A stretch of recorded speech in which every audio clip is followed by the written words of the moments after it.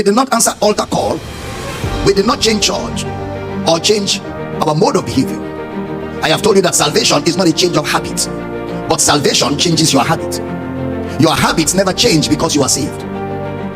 Your habit changes because you are walking in the world. Your habit changes because you are walking in the world. You don't stop being angry because you got born again. And some of you, that's your dilemma. How can he say he's born again and he's full of anger like that? You don't stop getting angry because you're born again. But because you got born again, now you have self-control. Because you're born again, now you have self-control. Now you can walk in the spirit and not gratify the desires of the flesh. If people change instantaneously because they are born again, then there will be no verbs in the epistles. The epistles are full of verbs because people don't instantaneously change after they're born again. And those verbs in the epistle, you have walk, do, put away, refuse, resist, walk in, walk away, flee, run from.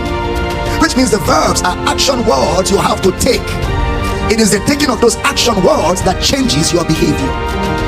But you can be born again and retain your old habits till you start to look at yourself in the right light. You're not walking in the light for God to accept you. Don't miss that. You're not walking in the light for God to accept you. God has already accepted you. You are now a son in the family of God. I'm not living right so that I avoid hell. The gospel is not the fear of hell, and the gospel is not escape from hell. Primarily, the gospel is you becoming a daughter and a son of God's family. I avoided hell 2,000 years ago when Jesus died and rose from the dead. I am living right today to glorify Christ.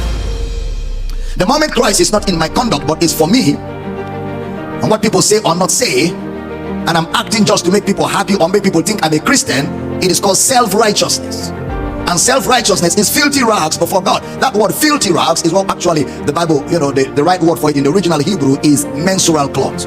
Menstrual cloth, the cloth women use during their period that takes all the death. That cloth, the way it smells and stinks, that's how when you are self-righteous you smell before God.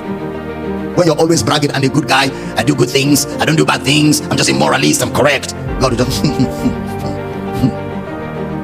it's filthy rags. The only thing that qualifies before God is the righteousness of Christ. That's why Paul will say, I'm be found in him, not having my own righteousness, but the righteousness which is of faith in Christ Jesus. So you know a believer by the Spirit. So henceforth, know we no man after the flesh. So our birth is spiritual.